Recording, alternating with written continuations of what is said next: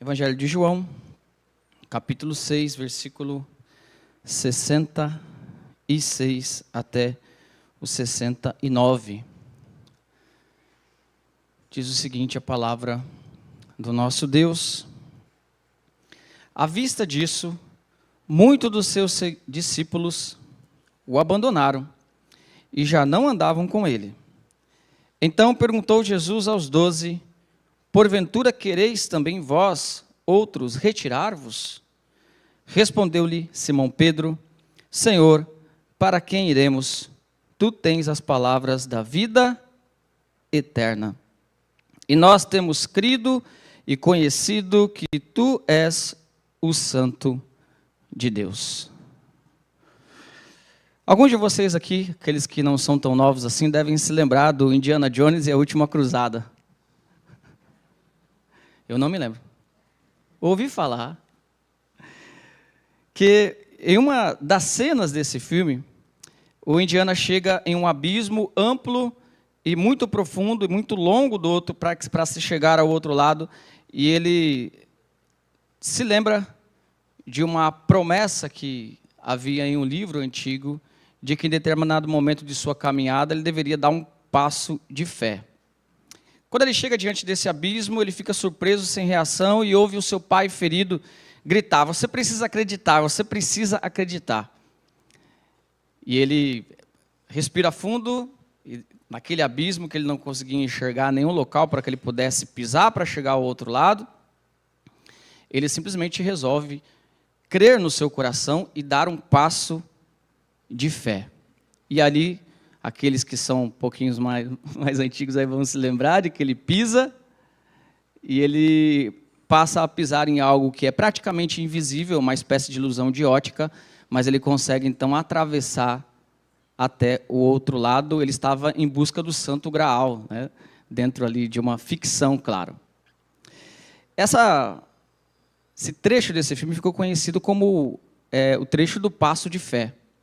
Quando nós olhamos para as Sagradas Escrituras, especialmente para esse texto, nós vemos que, do mesmo modo, Cristo nos chama a tomar decisões. Essas decisões não são decisões fáceis, e essas decisões devem ser baseadas na fé.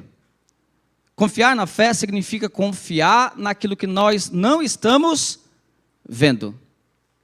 É necessário, diante dos desafios da vida, e não só dos desafios da vida, mas especificamente dentro do contexto desse texto, os desafios que o próprio Cristo coloca diante de nós. Podemos chamar de os desafios do Evangelho, os desafios de seguir a Cristo. Quando nos deparamos com estes desafios, nós devemos então tomar decisões. Há determinados momentos de nossas vidas que nós vamos deixando as decisões para frente. Nós vamos postergando. Nós dizemos: amanhã eu vou fazer. Amanhã eu faço. Mas há momentos em que isso fica impossível. Há momentos em que estamos diante de uma encruzilhada. Ou devemos fazer, ou não. Devemos tomar uma decisão. Não podemos ficar indiferentes. Esse texto retrata exatamente isso, meus amados. Na mensagem de hoje, nós somos, através desse texto, então, confrontados por Cristo a seguir a Cristo ou a deixar de segui-lo. Abandonar a Cristo ou seguir a Cristo. O que você fará diante dos desafios que o Evangelho lhe proporciona? O que você fará diante das palavras de Cristo? Nós olhamos para esse texto e vemos que alguns abandonaram a Jesus e outros não. O que você vai fazer? Seguir a Cristo ou abandonar a Cristo? A primeira coisa que nós devemos nos perguntar em relação a esse texto, para que cheguemos à questão principal, ao grande dilema de decisão, é: qual é o desafio que esse texto está apresentando? Nós já fizemos a leitura, agora nós vamos olhar com por esse aspecto esse texto. Qual é o desafio que o texto está apresentando aqui para os discípulos na época e também, consequentemente, para todos nós? Versículo de número 66, nós vemos que esse trecho começa fazendo a conexão com o contexto anterior, e explicando de certa maneira todo o contexto anterior para se seguir ali em relação ao desafio que Jesus proporia para aquelas pessoas. O versículo 66 diz o seguinte: à vista disso o quê? Por causa do contexto anterior todinho, em que Jesus está pregando a palavra, falando do evangelho, falando de sua missão, e muitos se escandalizaram com a mensagem de Cristo. À vista disso, por conta de tudo que Jesus falou no contexto anterior, muitos foram além, e não somente se escandalizaram, como nós vamos ver no contexto imediatamente anterior, no versículo 60, mas muitos dos seus discípulos o abandonaram e já não andavam com ele. Esse texto não é surpreendente?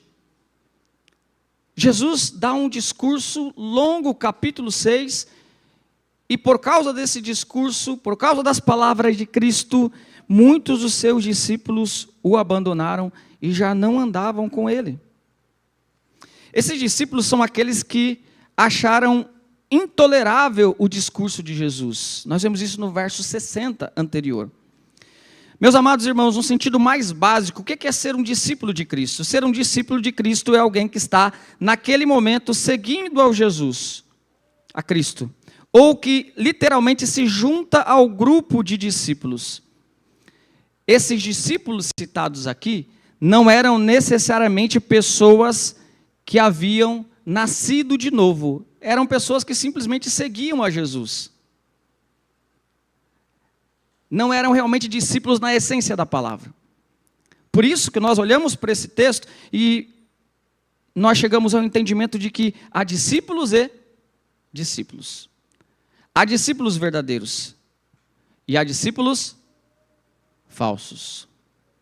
Jesus deixa claro no devido tempo, mais adiante, meus irmãos, que só aqueles que permanecem na sua palavra são verdadeiramente os seus discípulos. E estes aqui que o texto está citando não permaneceram na palavra. Eles não puderam ouvir o discurso de Cristo. Os discípulos aqui não permanecem na palavra de Cristo. Eles acham que o ensino de Cristo é duro demais. E se perguntam: quem pode ouvi-lo? No sentido de quem pode suportar esse discurso de Jesus? Observe o versículo 60 na sua Bíblia. No contexto anterior, antes de abandonarem a Cristo, estes discípulos que o abandonaram, no versículo 66, primeiro se escandalizaram. Eles disseram o seguinte, o texto diz: muitos dos seus discípulos, tendo ouvido tais palavras, que é o seu discurso todo, disseram: duro é este discurso. Quem pode ouvir? Quem pode suportar ouvir tais coisas? Esse adjetivo aqui do texto, meus irmãos, traduzido com a palavra duro, não significa difícil de entender. Não eram palavras complicadas, complexas, que os discípulos não estavam entendendo, mas é duro no sentido de ofensivo. Intolerável, pelo menos para eles. Esses discípulos não permanecerão, e não permaneceram discípulos por muito tempo, porque eles acabaram de entender que a palavra de Cristo era intolerável para eles. Devemos nos perguntar o que foi que ofendeu tanto esses discípulos. Estes que simplesmente acompanhavam Jesus. Estes que seguiam o grupo de Jesus, além dos 12. Esses que eram um grupo maior. O que ofendeu a sensibilidade dessas pessoas, meus irmãos? Nós podemos resumir isso em 4 questões que resumem todo o discurso anterior de Cristo. Estes falsos discípulos, primeiro, estavam mais interessados na comida que perece, no messianismo político e nos milagres, do que em entender o porquê Jesus estava fazendo milagres. A visão deles era uma visão material, e Jesus os repreende no contexto anterior, dizendo: vocês não entendem os meus milagres. Jesus não era um milagreiro simplesmente. Todos os milagres de Jesus apontavam para a sua messianidade. E esses discípulos não entenderam isso.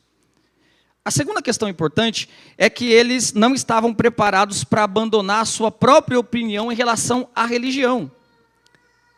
No versículo 41 ao 46, no contexto anterior, Jesus trata de questões religiosas e confronta aquilo que aqueles discípulos entendiam a respeito de religião. Afinal de contas, a maioria deles era de origem judaica. Jesus os confronta e eles não estavam preparados para abandonar suas próprias opiniões religiosas. Uma outra coisa importante, uma terceira questão, eles se ofenderam particularmente com as declarações que Jesus apresentou, inclusive com a declaração de que ele era maior do que Moisés. No contexto anterior, o versículo 32 até o 58, Jesus vai dizer que ele é maior do que Moisés. Isso escandalizou aqueles judeus que entendiam que Moisés era a pessoa mais importante da fé judaica. O discípulo de Cristo foi escandaloso para eles. E um quarto elemento importante que os escandalizou e para eles tornou o discurso de Jesus intolerável, duro, é a metáfora do pão e a metáfora do sangue. Jesus disse: quem comer a minha carne e beber o meu sangue permanece em mim e eu nele. Eles não conseguiram compreender aquilo. O que é comer a carne de Cristo? O que é beber o sangue de Cristo? Que tipo de metáfora é essa? Que tipo de simbolismo é esse? Nós não aceitamos esse tipo de discurso. Por isso, eles dirão no versículo 60, duro é este discurso. Quem pode ouvir? Quem pode suportar ouvir isso? É totalmente desagradável aquilo que pensamos, as nossas expectativas, aquilo que queremos, os nossos ideais. Nós não queremos ouvir mais os discursos de Jesus. Daí então, meus amados, algo extremamente surpreendente. Aquele que seria abandonado também na cruz, para a salvação, foi agora abandonado. Jesus se vê abandonado pelo círculo maior de seus discípulos. Um após outro vai embora. Quem sabe aqueles que tiveram algum tipo de alegria ao encontrar com Jesus. Quem sabe aqueles que tiveram até um contato com algum milagre de Jesus, que usufruíram de algum milagre de Cristo, que comeram dos pães e dos peixes, quem sabe. Pessoas comuns, que um dia olharam para Cristo e perceberam que havia algo diferente, e se juntaram ao círculo dos 12, mas agora, quando Cristo revela a sua mensagem, a essência de sua mensagem, eles não podem suportar. E daí eles se revelam falsos discípulos e abandonam a Cristo. Nessa cena dramática, Jesus se volta então para os 12, para o círculo um pouco mais íntimo dos discípulos, os apóstolos. E ao invés de Jesus suplicar para que eles permaneçam, afinal de contas Jesus estava perdendo os seus seguidores. Nós sabemos que hoje perder seguidores é uma frase bastante complicada, né? Jesus não estava preocupado com isso. Jesus se volta para os 12 e Jesus diz o seguinte, aqui nós entramos diante do grande dilema, os quais os discípulos também ficaram. Dentro desse dilema que eles ficaram, Jesus diz no versículo 67, então perguntou Jesus aos 12, porventura quereis também vós outros retirai-vos? Vocês também querem me abandonar? Porventura vocês também não querem se retirar? Porventura vocês também não querem deixar de me seguir como estas pessoas? Cristo estava comprometido com a verdade. Mesmo com o escândalo do versículo 60, que duro é esse discurso, Jesus não modifica a sua mensagem, deixa eu adequar aqui a minha mensagem ao que essas pessoas estão pensando, para quem sabe eu possa, através de algum tipo de adequação, preservar algumas dessas pessoas que estão escandalizadas com a minha mensagem. Jesus não adequa a sua mensagem. Não estou falando de contextualização, devemos contextualizar a mensagem do Evangelho. Jesus fez isso, mas não dá para modificar a essência da mensagem do Evangelho. Jesus não fez isso. E do versículo 60 até o 66, Jesus endurece mais o seu discurso. Nem todo mundo pode vir a mim. Só pode vir a mim aqueles que o Pai trouxer. Eu fico imaginando os discípulos indo embora. E Jesus mencionando no versículo 65. Está vendo? Eles estão indo embora. É por isso que eu disse para vocês que ninguém pode vir a mim se o Pai não o trouxer. E no versículo 67, portanto, meus irmãos, Jesus se volta para os 12 e faz essa pergunta para eles, oferecendo então a oportunidade de seus discípulos mais próximos de decidirem em segui-lo ou deixar de segui-lo. Era o momento de decisão. Esse é o desafio que o Evangelho impôs a esses discípulos. O Evangelho impõe desafios para nós todos os dias. E chega um momento, meus amados, que nós devemos então realmente decidir. Nos vemos na encruzilhada da vida e não podemos ficar em cima do muro. Se retirar ou seguir a Jesus Cristo. Essa pergunta de Cristo não foi uma pergunta mal-humorada, deprimente, como se ele estivesse ali se vitimizando. Olha, vocês também vão deixar de me seguir. Não, é um desafio para eles. É claro que a resposta a essa pergunta retórica, esperada, é não. Não deixaremos, Senhor, de te seguir. Essa é a resposta esperada, dentro do contexto de toda a gramática aqui da Escritura. Mas é igualmente um desafio. Pensem, reflitam. Chegou o momento de decisão. Vocês deixarão de me seguir como todos esses fizeram?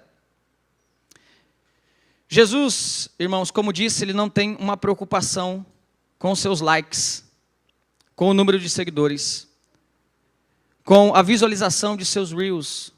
Claro que isso é um anacronismo, isso não existia. Mas como os mestres modernos, Jesus não estava preocupado tão somente em agradar as pessoas.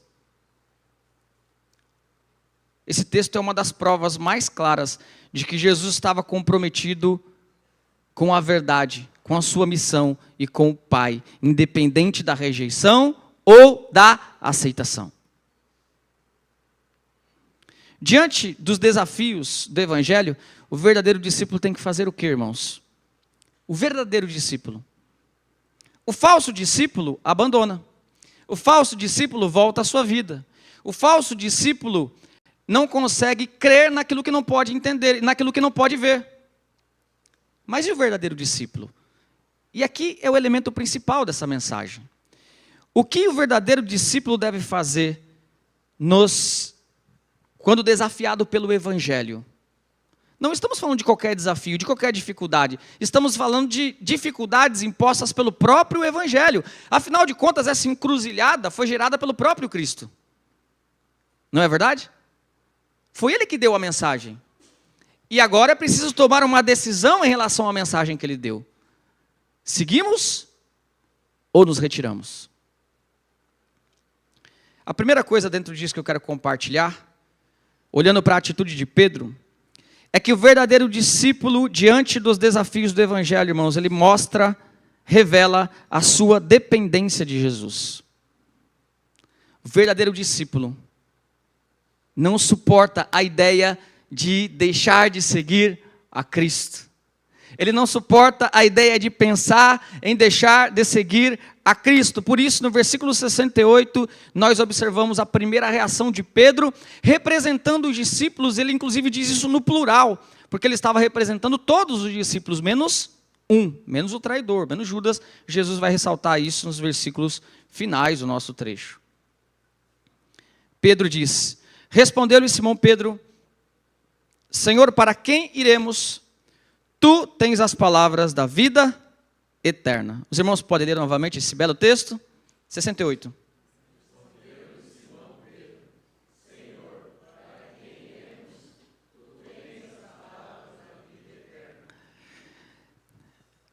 O verdadeiro discípulo, em meio aos desafios que o Evangelho impõe à sua própria existência, ele faz isso que Pedro fez, irmãos. Ele demonstra sua dependência de Jesus.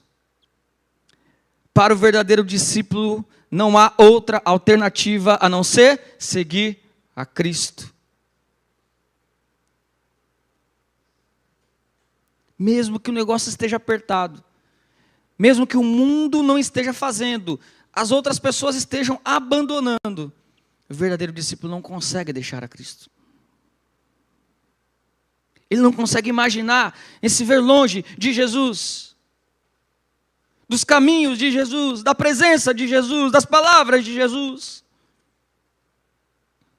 Para quem e tu tens, veja o texto, para quem, qual pessoa, quem poderia ser igual o Senhor? Quem teria essas palavras que o Senhor tem? Qual mestre seguiríamos? Qual mestre daria sentido à nossa existência? Diante de tantos mestres, fariseus, escribas, saduceus, Pedro reconhece a sua dependência. Senhor, não há como ir para nenhum deles. Não há como voltar a seguir o rumo que estávamos vivendo. Não há como olhar para a nossa vida antes de Cristo. Não, eu não quero voltar a essa vida. Agora nós sabemos, Senhor. Agora nós podemos compreender, agora nós cremos. E não suportamos pensar de outra maneira. Para quem iremos? Tu tens palavras de vida eterna. Essas duas expressões são expressões que apontam para a exclusividade de Cristo. Cristo é exclusivo. Não há outro mestre, não há outro Senhor, não há outro mediador, não há outras palavras, não há outra alternativa. Ou é Cristo ou é o inferno, ou é Cristo ou é a perdição. Não há um meio termo, só há Cristo. Cristo é exclusivo, por isso ele diz, eu sou o caminho, a verdade e a vida. Não há outro, por isso Atos 4:12 diz que não há salvação em nenhum outro nome, a não ser em Cristo Jesus. Por isso Jesus Cristo é colocado dentro de uma importância de convergência de todas as coisas nos céus e na terra convergem a Cristo Jesus. O apóstolo Paulo vai dizer em Colossenses capítulo 1, nele foram criadas todas as coisas, as visíveis e as invisíveis. Nele tudo subsiste, Ele sustenta tudo, Ele é o mediador, Ele é o cabeça da igreja, Jesus Cristo, só Ele, só Jesus, é exclusivo, só esse mestre maravilhoso, só Cristo, somente Cristo, tem palavras de vida eterna.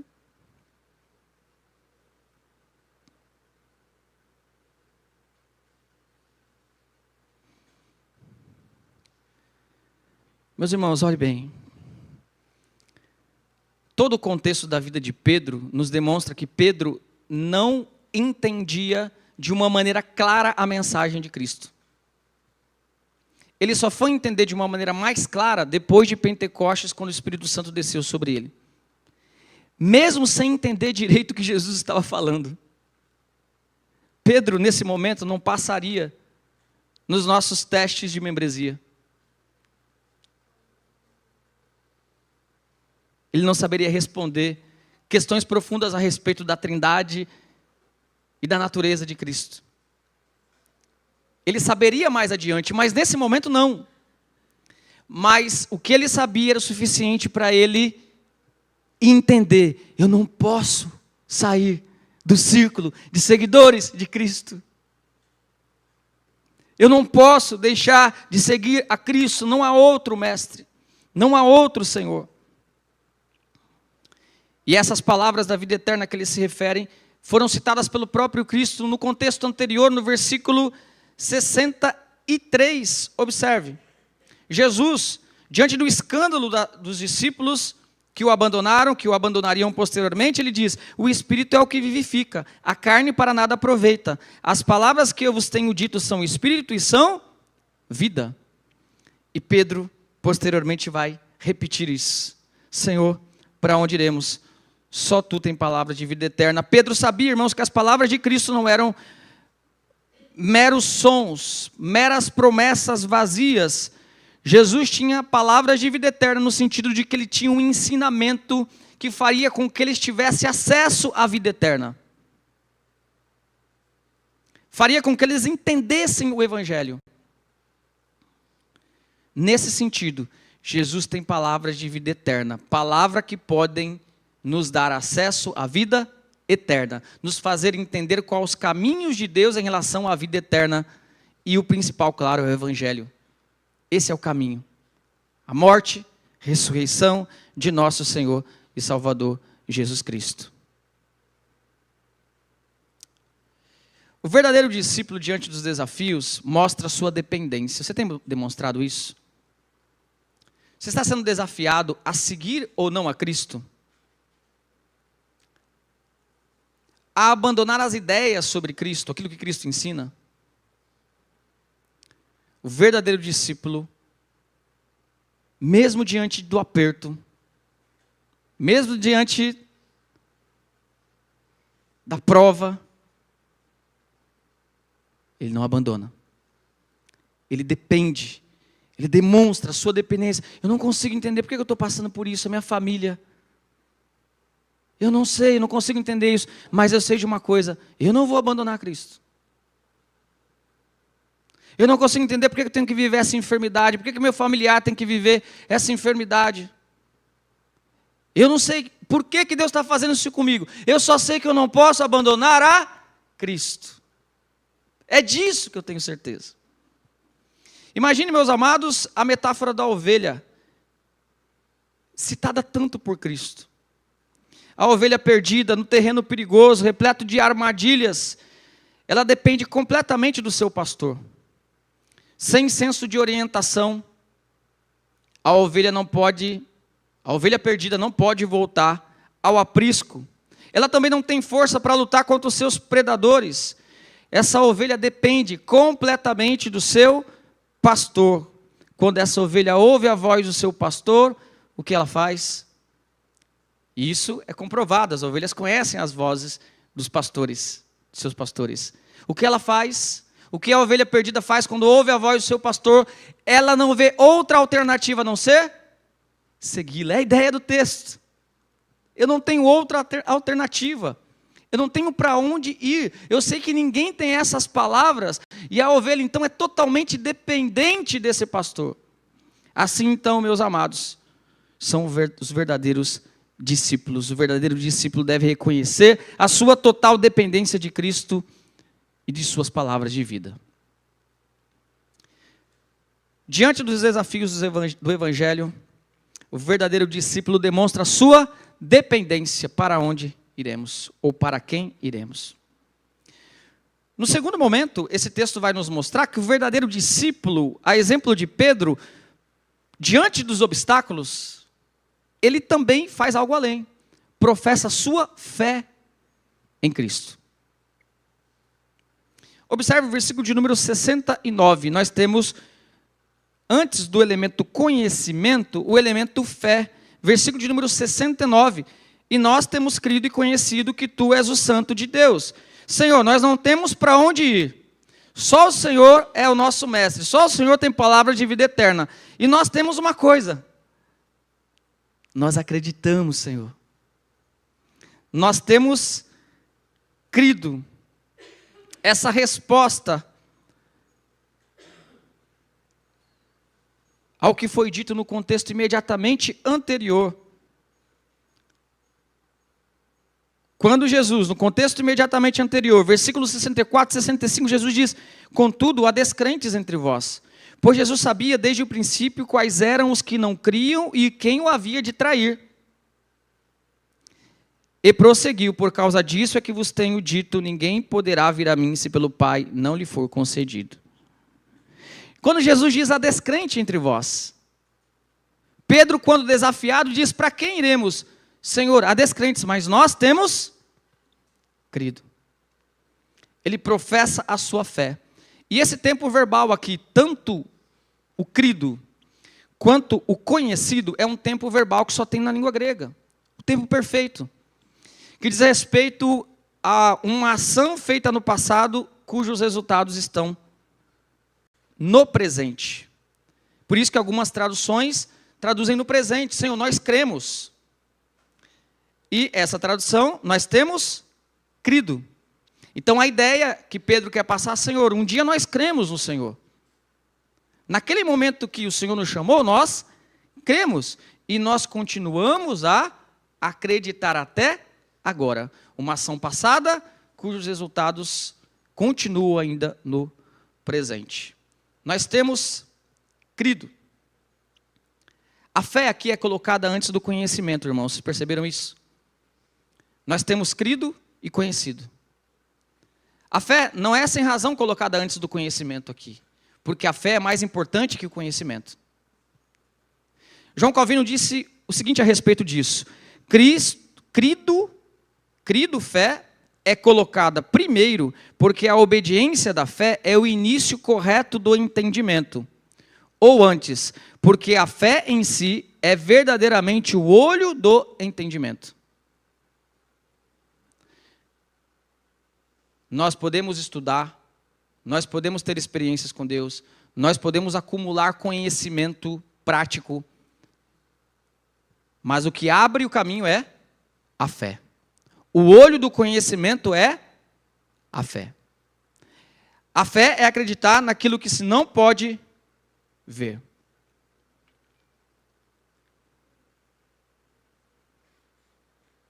Por isso, meus amados,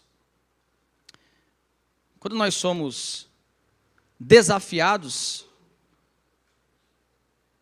especialmente os desafios em relação ao Evangelho, nós devemos também professar a nossa fé em Jesus Cristo. O elemento fé, irmãos, é o nosso grande diferencial. Eu tenho dito aos irmãos que nada do que nós estamos fazendo aqui faria sentido se nós não tivermos fé. Sem fé é impossível agradar a Deus. Por que muitas pessoas estavam abandonando Jesus? Porque não criam. Por que Pedro não abandonou? Ele diz porque nós temos crido. Quem não cria, olhava para Jesus e via quem?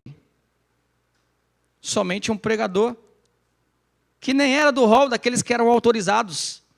Não era membro do Sinédrio, não era um saduceu, não era um escriba. Não tinha nenhum elemento humano à primeira vista em Jesus que comprovasse que ele era quem dizia ser e quem parecia ser. Por isso que quem não tinha fé olhava para Jesus e não acreditava. Nós olhamos aquela descrição do ladrão na cruz, dos dois, olhando para o mesmo Jesus, olhando para a mesma descrição, ouvindo as mesmas frases de Jesus na cruz. E um acreditou e o outro não. Porque um via simplesmente aquilo que os olhos poderiam ver. Um homem crucificado, condenado, derrotado, morrendo, digno de pena. E o outro via aquilo que os olhos não podiam ver. Esse que está do meu lado é um rei. Senhor, lembra-te de mim quando entrares, quando vieres no teu reino. Com que base ele cria naquilo? Irmãos, não tem explicação, é fé. É fé. Pessoas não acreditaram em Cristo com ele fazendo milagres. Quanto mais acreditar nele crucificado na cruz. Só pode ser sobrenatural, só pode ser fé. E por isso, quando estes discípulos, os 12, Pedro os representando, são confrontados com o desafio do Evangelho, eles demonstram, então, eles professam a sua fé. Nós temos muitos exemplos de fé na história. Um dos exemplos de fé bastante conhecidos é o exemplo de Policarpo. Policarpo foi um bispo cristão do século II que foi martirizado por conta de sua fé. Quando ele foi levado ao tribunal romano, e essa passagem aqui é bastante conhecida, essa passagem histórica, ele é desafiado a negar a Cristo. E nós temos tantos exemplos assim na história, irmãos, pessoas que são desafiadas, aquele momento crucial em que ela é tentada a negar a Cristo. E Policarpo, segundo a história, respondeu com convicção: 86 anos servir a Jesus Cristo, ele nunca fez mal a mim. Como posso blasfemar de meu rei que me salvou? E ali ele foi morto. Assim, meus amados, fazem os verdadeiros discípulos. Enxergam aquilo que os olhos não podem ver. Se aquilo que você está vendo na sua vida está sendo suficiente para enfraquecer a sua vida espiritual, é porque você está enxergando demais aquilo que você pode ver. E está se esquecendo daquilo que você não pode ver. Lembra-se daquela passagem do Antigo Testamento, em que o servo de Deus estava com medo, e Deus abriu os seus olhos para ver a multidão de anjos que estavam em redor? Meus irmãos, nós devemos acreditar que o que estamos fazendo aqui, que a vida cristã não é somente aquilo que estamos vendo. Por isso Pedro diz, e nós temos crido que tu és o Santo, o Filho de Deus. Uma terceira e última questão importante é o elemento do conhecimento aqui no texto, que está ligado com a fé, só que com a fé colocada de maneira a anteceder o conhecimento. O conhecimento só é importante para nós se nós cremos. Se nós não cremos, ele não tem nenhuma fundamentação. E ainda no verso 69, portanto, nós vemos, meus amados, que quando um verdadeiro discípulo é confrontado com o desafio que o Evangelho lhe proporciona, ele demonstra o seu conhecimento a respeito de Cristo. Nós temos crido e conhecido que tu és o Santo de Deus. O conhecimento é acrescentado imediatamente depois da fé.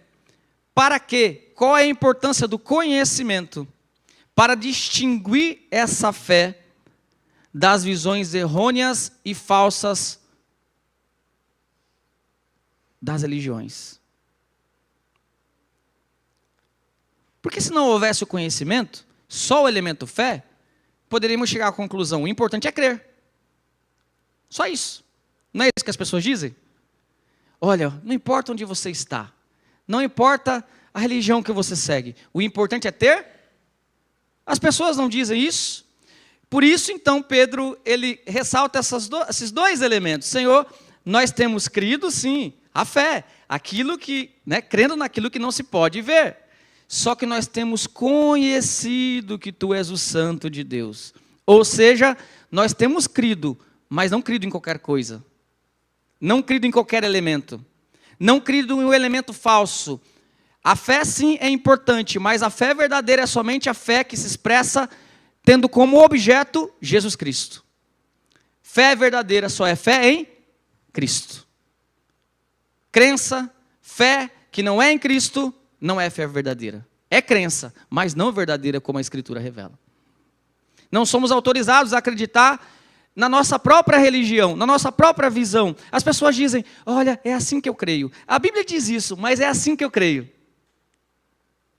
A Bíblia diz desse outro jeito, olha, mas é assim que eu creio. Se é assim que você crê, essa fé não é fé salvífica.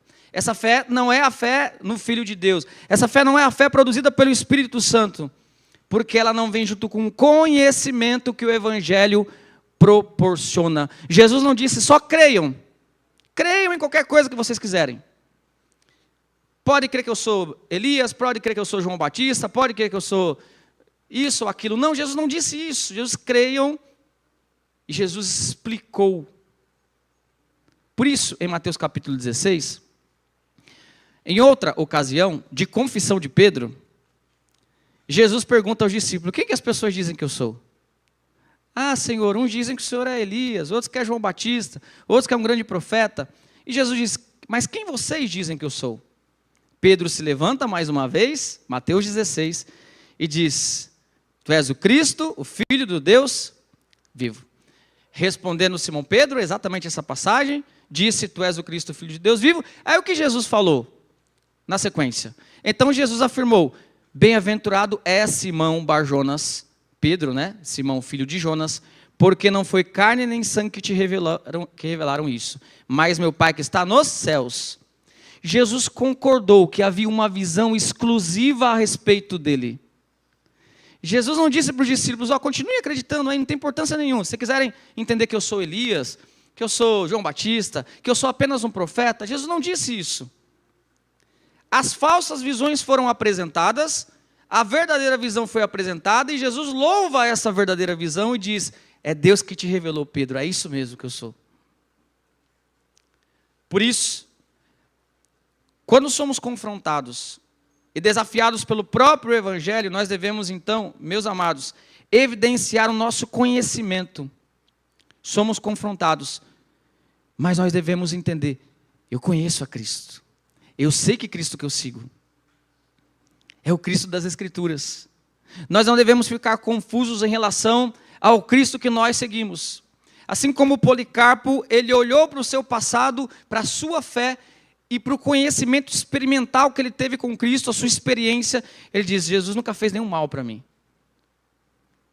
Ele é o Cristo das Escrituras e ele não nega, Policarpo não nega a Cristo. O título aqui, Santo de Deus, é um título messiânico, principalmente. O reconhecimento de que Jesus é santo, ou seja, ele é separado. Daí vem também a palavra ungido. Cristo e Messias. Ungido, escolhido. Cristo e Messias, que são sinônimas. Ele é o santo, ele é o ungido, ele é o Messias. Pedro está reconhecendo que, independente se ele tinha uma compreensão profunda a respeito da doutrina, naquele momento, uma coisa ele sabia. Nós temos crido, nós temos conhecido que tu és o Santo de Deus. O Senhor é o Messias que veio de Deus. Quem é Jesus, irmãos? Você tem conhecido esse Cristo? Você é um verdadeiro discípulo que tem uma experiência com Cristo? Você sabe a quem você segue? Quem é Cristo para você? C.S. Lewis, conhecido, renomado, escritor, ele argumenta no seu livro Cristianismo Puro e Simples que há 3 opções para a resposta quem é Jesus. Ele diz o seguinte: ou Jesus é mentiroso, e ele falou tudo aquilo e estava tentando enganar as pessoas, ele sabia que não era aquilo e estava tentando enganar as pessoas.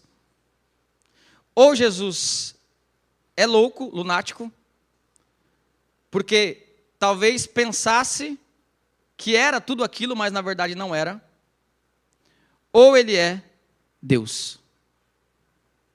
Só essas 3 opções. Os estudiosos chamam isso de trilema de Lewis.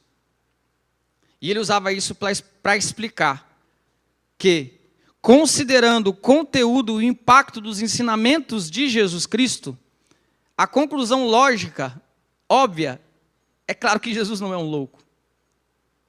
E é claro que Jesus não é o mentiroso. A conclusão seria somente a terceira. Ele é Deus. Por isso, se pensarmos de maneira razoável, meus irmãos, com a nossa vida e também com toda a história, nós vamos chegar a essa mesma conclusão. Jesus não pode ser um mentiroso. Jesus não pode ser simplesmente um louco. Por todos os resultados que a sua palavra trouxe na vida de tantas pessoas, mudando toda a história, nós só podemos chegar à terceira conclusão, a conclusão que Pedro chegou. Esse é o Santo de Deus. Assim, meus irmãos, todo verdadeiro discípulo mostra seu conhecimento de Jesus ao reconhecer e declarar que ele é o Santo de Deus. Esse reconhecimento não é de maneira alguma, irmãos, superficial. Não é um conhecimento intelectual. Não é um reconhecimento só de ordem mental. Mas sim é um resultado de um entendimento profundo e espiritual proporcionado pelo próprio Pai. Pois Jesus diz no contexto anterior, ninguém pode vir até mim, e esse vir a mim é o quê? É crer, é conhecer, é seguir. Ninguém pode vir a mim se o Pai não o trouxer. Irmãos, vocês estão sendo desafiados, você está sendo desafiado. A sua fé está sendo desafiada. Você está sendo provado por questões relacionadas ao Evangelho, a sua fé. É momento de você decidir. Ou você segue, ou abandona. Não há meio termo. E o verdadeiro discípulo, ele reconhece a dependência que ele tem de Deus. Ele manifesta a sua fé em Deus. E ele manifesta o seu conhecimento a respeito de quem é Cristo nos momentos mais difíceis e decisivos da nossa fé.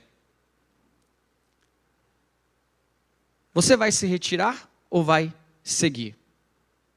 Veja, irmãos, concluindo, os falsos discípulos voltaram as costas para Cristo, retornando a toda a vida que eles tinham deixado para trás. E aqui não é só a vida cotidiana. Eles retornaram à maneira de pensar e agir anterior. Deixar de seguir a Cristo não é só sair de um lugar. Não é só isso, é mais do que isso. Quando eles se retiraram e cada um foi deixando a Cristo, eles estavam também dispostos a abandonar o conceito a respeito de Cristo, a maneira de pensar que Cristo estava ensinando e a maneira prática que Jesus ensinava. Por que eu estou dizendo isso? Estou dizendo isso para provar que muitas pessoas que estão na igreja, que participam, que tomam ceia, que pregam a palavra, que cantam, que têm cargos, muitas pessoas já deixaram de seguir a Cristo. Continuam com os seus cargos, continuam visitando, continuam pregando, mas muitas vezes em seus corações, eles fazem somente por religiosidade e no coração já não acreditam mais naquilo que Jesus fala na sua palavra. Estou dizendo isso para que esse texto faça sentido para nós.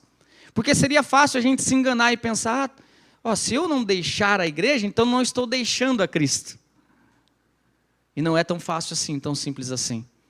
Muita gente não deixa a igreja, mas já deixou a Cristo. Por isso que essa reflexão é tão importante para nós. Porque pessoas já abandonaram. E você quer mais uma prova disso? Daqueles que abandonaram a Cristo, só ficaram os 12. E mesmo aqueles que ficaram, no rol dos 12, um deles abandonou a Cristo. Não é estar incluído dentro do aprisco que a gente chama de igreja, que nos faz seguidores de Cristo. Essa é uma manifestação de que somos seguidores. O que nos faz seguidores é realmente pegar a maneira de pensar de Cristo e dizer assim, não, eu vou pensar dessa maneira, eu sou discípulo de Cristo.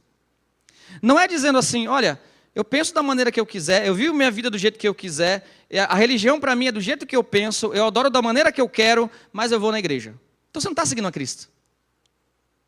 Você está só no hall, né? Você está só ali. Mas você está vivendo a sua vida de acordo com a sua vontade. Por isso, seguir a Cristo, na essência da palavra, é algo muito profundo, ser discípulo de Cristo. Então a proposta que Deus está dando para nós aqui é, você vai seguir mesmo, ou você vai abandonar? Você vai seguir mesmo, ou você vai continuar vivendo como um discípulo que abandonou já a Cristo? Essa é a questão. Vai continuar vivendo a sua vida como a vida de alguém que não segue a Cristo, que simplesmente usa Jesus como um objeto sagrado, supersticioso. Eu estou com um problema aqui, eu preciso de Jesus. Jesus não é seu objeto de superstição, não é nosso. Jesus é nosso Senhor. Ser discípulo de Cristo inclui o considerar como mestre. Mestre, agora, o Senhor pensa, eu não penso mais. Não vivo eu, mas o Senhor vive em mim. Ser discípulo de Cristo, irmãos, tem muitas implicações. Por isso, em certo sentido, esses discípulos aqui foram honestos. Mais honestos que muitos de nós. Esses que abandonaram foram honestos porque eles olharam a mensagem e falaram assim, não consigo entender mesmo, esse negócio aí não tem sentido para mim, então deixa eu abandonar. Foram mais honestos do que Judas ou não foram? Que continuou de uma forma hipócrita e nunca se transformou no discípulo. O que você vai fazer nessa noite, meu irmão, minha irmã? Você vai se retirar? Vai continuar retirado? Vai continuar seguindo o seu rumo? Ou você vai realmente, não, olha, eu quero. Eu não posso ir para outro lugar. Só Ele tem palavra de vida eterna. Eu tenho crido, eu tenho conhecido que Ele é o Santo de Deus. Eu quero então seguir. Que você queira seguir a Cristo, amém? Que você seja de fato um seguidor de nosso Senhor, de nosso Salvador, Jesus Cristo.